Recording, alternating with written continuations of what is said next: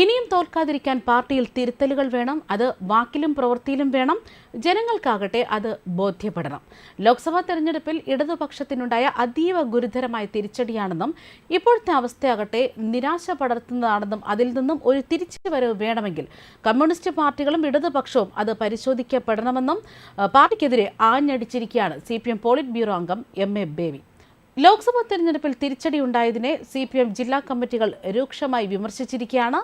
ഭരണത്തിനും മുഖ്യമന്ത്രി പിണറായി വിജയനും എതിരെയാണ് വിമർശനം ഇപ്പോൾ ഉണ്ടായിരിക്കുന്നത്. ഇതിന് പിന്നാലെയാണ് മുതിർന്ന നേതാവ് MA ബേബി തിരുത്തലുകൾ നിർദ്ദേശിച്ച് രംഗത്തെത്തുന്നതും. അതായത് തിരുത്തലുകൾ ഇങ്ങനെയാണ്, തിരുത്തലുകളൊക്കെ ക്ഷമാപൂർവ്വം കൈക്കൊള്ളാതെ ഈ ദുരവസ്ഥയ്ക്ക് പരിഹാരമൊന്നും കാണാനാകില്ലെന്ന് തന്നെ അദ്ദേഹം പറയുന്നു.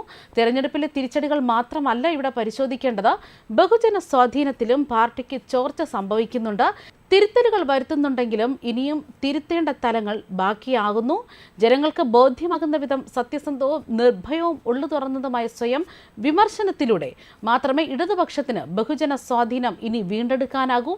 ജനങ്ങളുമായി സംസാരിക്കുന്നത് പോലെ പ്രധാനമാണ് അവർക്ക് പറയാനുള്ളത് ക്ഷമാപൂർവ്വം കേൾക്കുക എന്നതും. എല്ലാ വിഭാഗവും ജനങ്ങളുമായും ബന്ധം നിലനിർത്താൻ ശ്രമിക്കണം.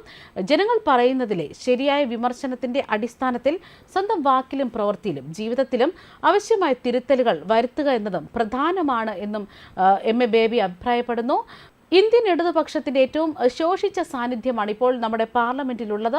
ഒരു പരിധിവരെ അഭിമാനകരമായ അംഗബലമുണ്ടായിരുന്ന ഇടത്തു നിന്നാണ് നിരാശ പരത്തുന്ന ഈ അവസ്ഥയിൽ കമ്മ്യൂണിസ്റ്റ് പാർട്ടികളും ഇടതുപക്ഷവും ഇപ്പോൾ എത്തിച്ചേർന്നിരിക്കുന്നതെന്നും ബേബി പറയുകയാണ്. അതുമാത്രമല്ല, CPM സ്വാധീനത്തിൽ നിന്നും മറ്റ് പാർട്ടികളിൽ നിന്നും കേരളത്തിൽ പോലും BJP വോട്ട് ചോർത്തുന്നു എന്നത് ഉത്കണ്ഠാജനകമാണെന്നും ബേബി പറയുന്നു. ഈ സ്ഥിതിവിശേഷം എങ്ങനെ രൂപപ്പെട്ടു എന്നത് അതിസാധാരണമായ ഉൾക്കാഴ്ചയോടെ മനസ്സിലാക്കി ആവശ്യമായ തിരുത്തലുകൾ ക്ഷമാപൂർവ്വം കൈക്കൊള്ളാതെ ഈ ദുരവസ്ഥയ്ക്ക് പരിഹാരം കാണാനാകില്ല എന്ന് തന്നെയാണ് അദ്ദേഹം കൂട്ടിച്ചേർക്കുന്നത്. തെരഞ്ഞെടുപ്പുകളിൽ ഉണ്ടാകാവുന്ന പിന്നോട്ടടികൾ മാത്രമല്ല പരിശോധന വിധേയമാക്കേണ്ടത്. വ്യത്യസ്ത തോതിൽ ഇടതുപക്ഷ സ്വാധീന മേഖലകളിൽ ബഹുജന സ്വാധീനത്തിലും പ്രതികരണശേഷിയിലും ആഘാത ശക്തിയിലും ചോർച്ചയും ഇടിവും സംഭവിക്കുന്നുണ്ട്.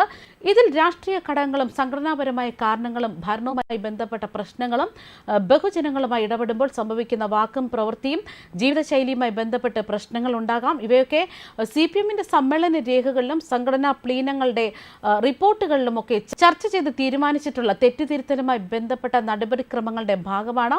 അവ പ്രാവർത്തികമാക്കുന്നതിലും തിരുത്തലുകൾ വരുത്തുന്നതിലും ഒട്ടേറെ മുന്നോട്ടു പോകാൻ സാധിച്ചിട്ടുണ്ടെങ്കിലും ഇനിയും കാര്യമായ തിരുത്തലുകൾ വരുത്തേണ്ട തലങ്ങൾ ബാക്കിയാണ്. തെറ്റുതിരുത്തൽ തുടർ പ്രക്രിയയാണെന്ന് സദാ ഓർമ്മിക്കണം. ജനങ്ങൾക്ക് ബോധ്യമാകും വിധം സത്യസന്ധവും നിർഭയവും ഉള്ളു തുറന്നതുമായി സ്വയം വിമർശനത്തിലൂടെ മാത്രമേ വാക്കിലും പ്രവൃത്തിയിലും അത് അനുഭവവേദ്യമാകുന്ന തിരുത്തലുകളിലൂടെ മാത്രമേ ഇടതുപക്ഷത്തിന് നഷ്ടപ്പെട്ട ബഹുജന സ്വാധീനം വീണ്ടെടുക്കാനാകുകയുള്ളൂ. അവിടെ നിന്ന് വീണ്ടും വളരെ വളരെ മുന്നോട്ട് പാർട്ടിക്ക് സഞ്ചരിക്കാനുണ്ട്.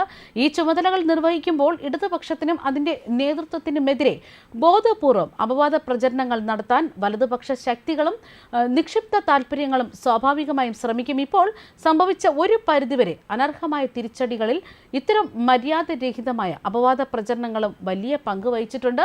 അതിനെ തിരിച്ചറിയാനും തുറന്നു കാട്ടാനും നിസ്സംശയമായും കഴിയണം. അതിന്റെ അർത്ഥം കമ്മ്യൂണിസ്റ്റുകാർക്കും ഇടതുപക്ഷത്തിനും യഥാർത്ഥത്തിൽ സംഭവിക്കുന്ന വീഴ്ചകളും തെറ്റുകളും നിർവ്യാജം തിരുത്തുന്നതിൽ ഒട്ടും സങ്കോചമോ വിസമ്മതമോ ഉണ്ടാകാൻ പാടില്ല എന്ന് കൂടിയാണ് എന്നാണ് അദ്ദേഹം വ്യക്തമാക്കിയത്.